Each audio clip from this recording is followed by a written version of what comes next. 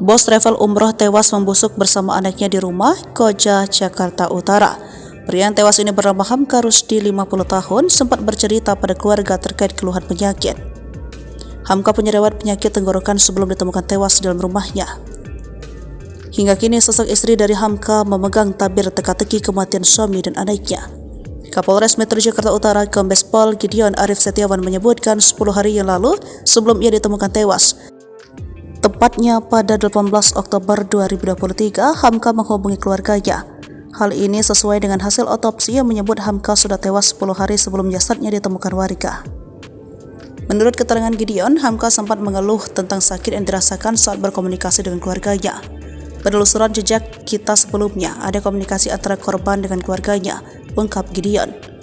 Ada menyebutkan ada keluhan tentang sakit tenggorokan yang dia keluhkan, kata Gideon.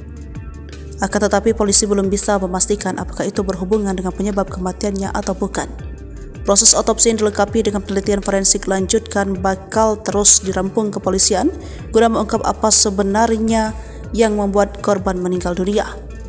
Ini kemudian kita harus melakukan uji kompetensi yang lain, antara lain adalah histopatologi forensik, kemudian toksikologi forensik, jelas Gideon. Di bagian lain, polisi justru menemukan fakta lain bahwa anak Hamka tewas 7 hari setelah ayahnya meninggal. Hal itu berdasarkan hasil otopsi yang mengungkap jam tewasnya Abid adalah 3 hari sebelum jasad ditemukan. Fakta lain yang cukup penting adalah ditemukan bercak darah di tubuh NFH, istri Hamka. Gideon Arif Setiawan mengungkapkan darah tersebut dipastikan bukan darah yang keluar dari tubuh sang istri. Istrinya belum atau tidak ada luka terbuka. Ada beberapa bercak darah yang menempel, ucap Gideon di Mapolres Metro Jakarta Utara, Senin 30 Oktober 2023. Gideon mengatakan polisi akan melakukan pemeriksaan lanjutan berupa tes DNA terkait darah siapa yang menempel di tubuh istri korban. Darah yang menempel di badan wanita itu akan dicocok dengan darah yang berceceran di sekitar jenazah suaminya, pengusaha travel umroh alias korban Hamka 50 tahun.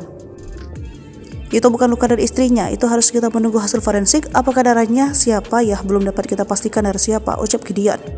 Kita juga uji DNA, yang pasti bukan darah dari istrinya, tegas Kapolres.